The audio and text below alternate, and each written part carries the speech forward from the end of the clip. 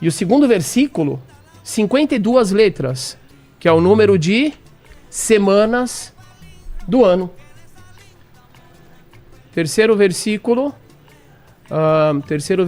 tem 6 palavras. Quarto versículo, 12 palavras. Olha que curioso, que matemático. 7, 14. 6, 12. E o último versículo tem 13 palavras e 49 letras. Que dá? 7 vezes 7. Então, o que a gente tem aqui? A gente tem os múltiplos de 7, a gente tem os números de semanas do ano, lembrando que a gente está no primeiro versículo dos 7 dias da primeira semana, que vai terminar no Shabat, né, no 7º dia sagrado. A gente tem o número de meses do ano, que é 12, o versículo que tem 12 palavras. E a gente tem o número de 13, que é o número de meses do ano embolísmico, o ano que o ano que acontece mais ou menos de 3 em 3 anos, que tem 13 meses para completar a defasagem do calendário lunar para o calendário solar, que é de 10 dias. Isso aqui é matemática. Agora, se eu puder seguir um pouco, eu vou falar algo que é absurdamente surpreendente. É uma das maiores novidades desse livro, que eu saiba nunca foi publicado. Uma das partes da Torá que são mais misteriosas e às vezes até maçantes, ela está relacionada com os números, mais especificamente com censos do povo de Israel. Como que se chama o segundo livro da Torá, da Bíblia? Números, por causa dos censos, né? E as pessoas não entendem que números são aqueles. Saíram 603.550 israelitas do Egito. Depois esse número vai mudar para 601.730. Mistérios. Mistério. Ninguém sabe o que é isso. É ao pé da letra? Tem alguma metáfora? E nesse ano incrível que eu tive, realmente, eu entendi o seguinte. Quantos patriarcas tem o povo de Israel? 7. Abrão, Isaac, Jacó, Sara, Rebeca, Raquel e Leia. O que é 7 no tempo? Os dias da semana. Onde está o 7 aqui? Número de palavras do primeiro versículo. Depois, quantas são as mães das 12 tribos de Israel? Raquel, Leia, Bilhá e Zilpá. 4 mães. São as 4 estações. Depois 12 tribos. São os mesmos números desses versículos. Só que às vezes as 12 tribos não são contadas como 12, são contadas como 13. Quando a gente tira José e coloca os 2 filhos dele, Efraim e Menaxê, então são 13 tribos. Tudo seguindo a linha do tempo. Jacó teve... Isso é uma passagem que quase ninguém presta atenção. Quando Jacó estava descendo com os seus filhos para o Egito, para encontrar José e Yosef, a Torá conta o nome dos filhos. E quando a gente conta quantos filhos tinham, exceto aqueles 2 que morreram, os filhos de Judá e não tiveram continuidade, são 52 filhos, que é o número de letras do segundo versículo. Aí eu falei, meu Deus do céu, isso aqui é incrível. E aí eu pensei, aonde que estão os números dos dias do ano?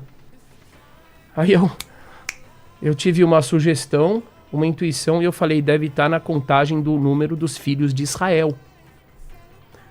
603.550. Que número que a gente tem dentro dele? 355. Que é o número de dias do ano lunar. Falei, meu Deus do céu, isso é incrível.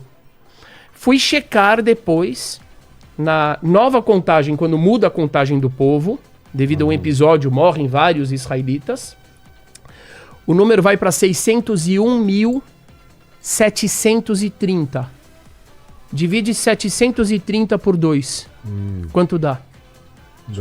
É bom de matemática. 365. Então lá nesse número 601.730 Está incluído ali o número 365. Então, é incrível você ver a coerência que tem. O primeiro dia de Gênesis, o número de letras é matemático. O número de palavras é matemático. E tudo isso vai dialogar lá na frente com os números do povo de Israel. E tudo isso tem um sentido muito grande que está no livro. E eu vou ficar muito feliz se eu puder. Como é que o pessoal da Cabala tem lido o seu livro? Olha, eu mostrei esse livro para algumas pessoas assim de Israel que estiveram conosco há pouco tempo. 2 rabinos muito importantes, Rabino Haim Amsalem e Rabino Deluya. Eles ficaram simplesmente impressionados com isso. Falaram que absolutamente nunca viram nada parecido com isso. Uma pessoa ligada à própria publicação, que é um grande erudito aqui no Brasil, ele falou que esse livro está entre os top dos últimos 100 anos no judaísmo. Então, assim, as pessoas estão realmente muito impressionadas com isso. Tem trechos do livro que eu mesmo, até hoje, me pergunto como. E é incrível porque mostra realmente um diálogo matemático do texto com os valores numéricos das palavras e com o sentido do texto. É algo que é incrível eu falar isso, mas eu ainda não digeri esse livro.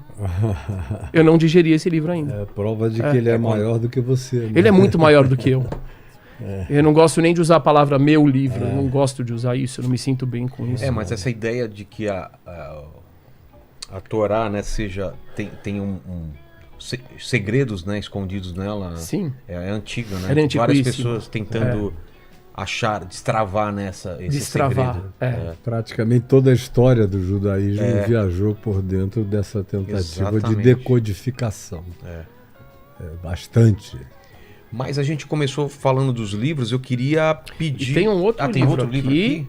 Esse livro aqui é um romance que eu escrevi, se chama O Resgate. Você pode ver aqui, tem a bandeira, a cor da bandeira do Brasil com a estrela de Davi, e sobrenomes que podem ter origem judaica, né? Silva, Oliveira, Santos e etc.